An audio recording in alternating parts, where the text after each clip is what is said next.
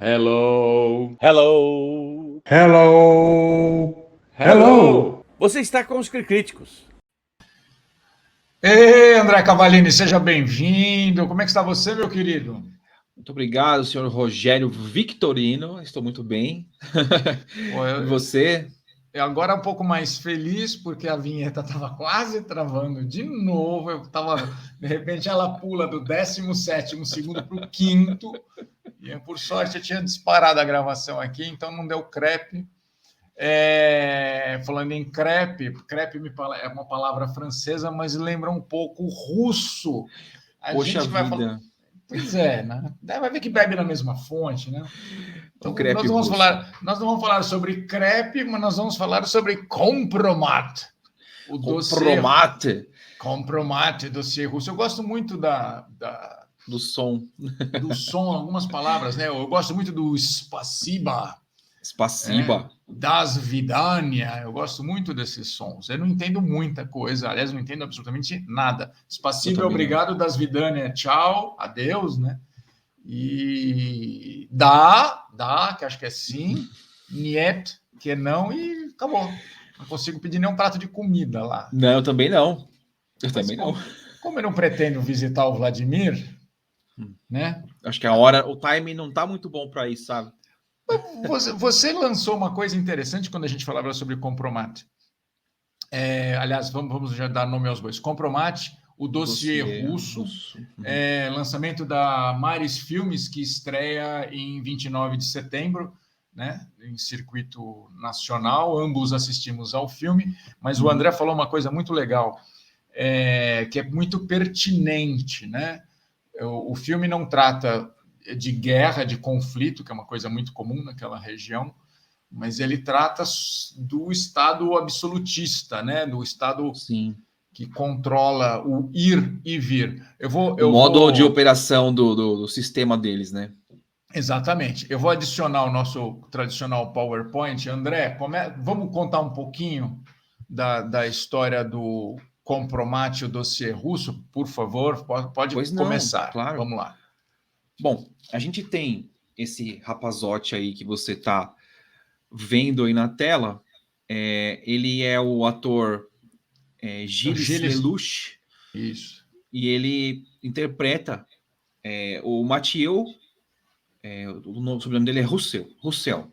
E ele Isso. é um representante do governo francês, da Aliança Francesa, que está na Rússia, mais especificamente na Sibéria, para poder começar um projeto cultural em parceria entre o governo da França e o governo da Rússia. E aparentemente tudo está acertado. Ele é alertado do comportamento e do idealismo local super conservador, né? Sim. Mas aparentemente ele não liga para isso, né? Ele conseguiu um financiamento com um magnata local, reconstruiu um teatro e aí ele exibe pela primeira vez lá no palco do Teatro Francês na Rússia uma peça com temática homossexual. E aí, já logo de cara, ele já começa a destruir a relação boa que ele tinha construído até aquele momento, né?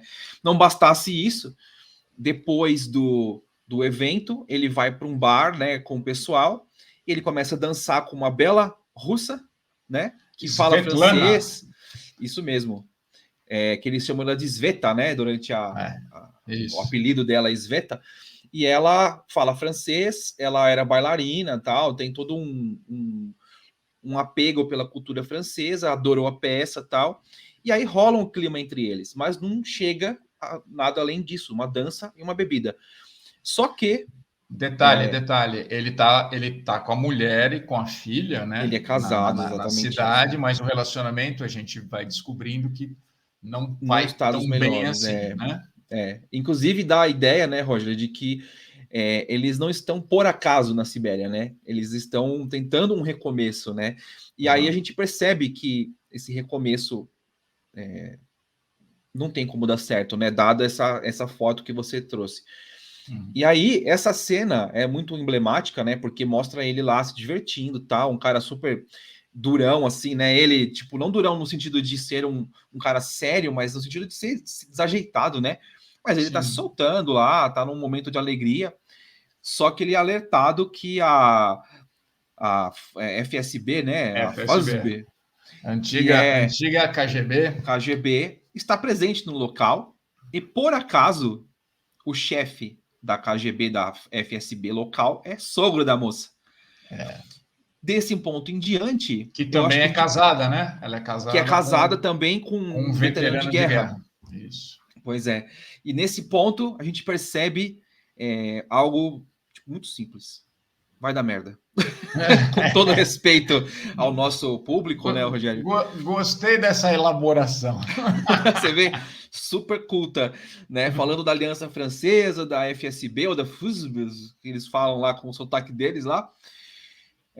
Desse ponto em diante, a vida do Mathieu vai para o brejo. Ele é preso, né, na frente da filha, ele é espancado, ele vai parar num presídio acusado de pedofilia, né? E lá não adianta ter costa quente, não adianta ter diplomacia, não adianta porcaria nenhuma, né? Você Não cometeu um adianta crime ele ser um cidadão francês, francês em terra estrangeira, né? exatamente, porque ele cometeu um crime que seria dentro do regulamento russo inafiançável, né? Então, tipo, ele tá preso, inclusive durante a investigação, ou seja, ele tem uma denúncia contra ele, um depoimento contra ele, e aí ele é preso já, sem poder sair, sem argumentar nada.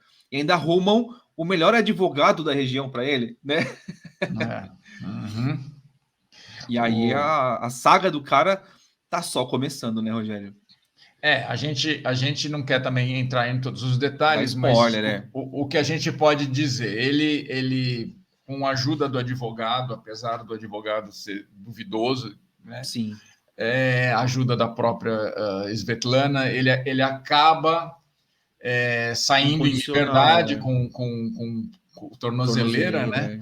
Mas ele sabe que a batata está assando e aí ele decide realmente, vou dar o fora daqui, porque senão os caras vão me apagar. E o filme, inclusive, é isso. Ele começa essa cena que a gente está vendo na tela, o filme começa pelo fim, né? Ele dá uma sequência da fuga dele, sim, com o desfecho aberto, né? E aí depois reconta essa história e a gente aí vai entendendo um pouquinho mais, né? O que está rolando, o que está pegando. Como ele foi parar ali, né, naquele lugar. Como ele foi parar ali, exatamente. Ele não tem em quem confiar, ele tem um plano, a embaixada francesa tenta atuar, tenta agir, mas como ele mesmo diz, né, como é dito a ele, ele acaba reconhecendo, os franceses são muito moles, sim, enquanto os russos realmente estão lá com afinco nessa causa, eles não querem esbarrar num problema diplomático, mas eles querem fazer do Mathieu um exemplo, né? Eles não podem deixar isso passar em branco. Eu queria lembrar umas coisinhas assim. Esse filme foi um destaque na programação do Festival Varilux aqui do Brasil nesse ano, né, em 2022. O diretor veio, né? Exatamente. O Jérôme Salle veio para o Brasil. Esse filme é uma produção francesa e foi muito bem nas bilheterias da França.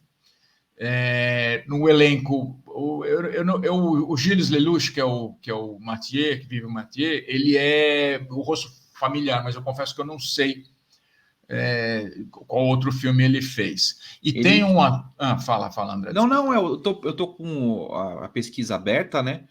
Aqui para dar uma força, mas ele não fez nenhum super filme assim, sabe? Que a gente possa falar. O filme que eu vi com ele é o Rock and Roll Por Trás da Fama, que a A2 Filmes lançou, que era da Maris Filmes no cinema, e em DVD saiu pela A2 Filmes, que é uma comédia sobre envelhecer, sabe? Coisas assim. Então, a referência que eu tenho dele é essa. E aí a gente sabe que ele está no próximo filme do Asterix, né? Ele está escalado para participar, inclusive está em processo de produção já. Deve ser um rosto conhecido no cinema francês, mas aqui no Brasil, apesar de nós termos muitas produções francesas chegando aqui, por isso que eu fiquei assim, ele me é familiar. E tem um ator russo que é o grande perseguidor, né, do personagem Mathieu, que você já deve ter visto Indiana Jones e a Caveira de Cristal e outros filmes. Normalmente, ele faz o papel de um russo mal encarado, que resolve tudo na porrada. Não tem muita variação. Você não vai ver esse cara fazendo um diplomata ou fazendo um professor de balé, nada, sim. né? No máximo, um tira no jardim da infância, né? Tipo, sempre aquela cara dele lá. Tipo urso siberiano. O cara tá lá para dilacerar você. Bom, vamos agora emitir, né, nossas opiniões. Eu queria começar, não sei se você vai lembrar, André, esse filme, o Compromat. Aliás, Compromat é explicado no decorrer do filme exatamente isso. É uma situação armada, né? Um dossiê falso que é levantado contra o personagem principal. Parece que isso é uma prática muito comum vamos chamar pelo governo russo, eu não sei se pelo serviço de inteligência deles, mas enfim, eles explicam. Considerando que o Putin fez parte desse órgão, né, dessa entidade, por muito tempo, né? E toda a polêmica, né, que cerca a administração Vladimir Putin, a mais recente o plebiscito nacional que esmagadora maioria vamos anexar outros territórios ao país, à Rússia. Isso foi sensacional, como o pessoal é coeso, né? Assim, lembra bastante a União das Repúblicas Socialistas Soviéticas, não por acaso. Bom, você lembra de um filme com Richard Gere chamado Justiça Vermelha? Sim, que se passa na China, não é? Exatamente. O Richard Gere é um empresário, a trama resvala. Ele é um empresário, acaba se envolvendo com uma mulher na China, é acusado de assassinato, e a China que a gente conhece hoje talvez seja um pouquinho mais aberta, um pouquinho mais liberal, mas nos anos 90, sim, o cara mal tinha direito a um telefonema, acho que nem direito a um telefonema, e a mesma situação.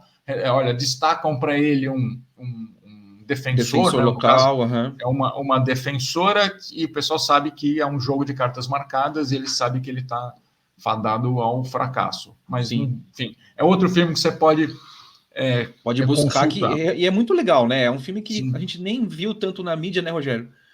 Mas é um filme bem interessante mesmo, porque ele, assim como o Compromat, é um filme que você tem a ideia de que vai ser parado, que vai ser um filme lento, mas no fim das contas é um filme que tem momentos em que ele é mais devagar, mas ele tem picos de tensão que são muito bons, assim, e isso acho que chama atenção no filme. Ele suspense crescente, volto a dizer, apesar de você saber como o filme termina, você não sabe exatamente como ele termina, você já sabe que o personagem consegue fugir, então não estou dando spoiler algum, mas como é construída essa história, são 2 horas e pouquinho mais de 2 horas de duração. 2 horas uns quebradinhos, Você não sente a duração, não sei você, André, mas eu não senti. Fluiu bem o filme, assim. É uma pegada boa, assim, a mão do diretor ali, que é também o roteirista, né? Co-roteirista. Co-roteirista. 2 horas e 7, Roger. Uma história bem contada, diria até diferente, né? Sai do lugar comum. Você está vendo muitas histórias de vingança, muitas histórias de terror, não sei o que lá. É uma história também não é assim exatamente uma novidade, mas não é comum você ver esse tipo de trama, né?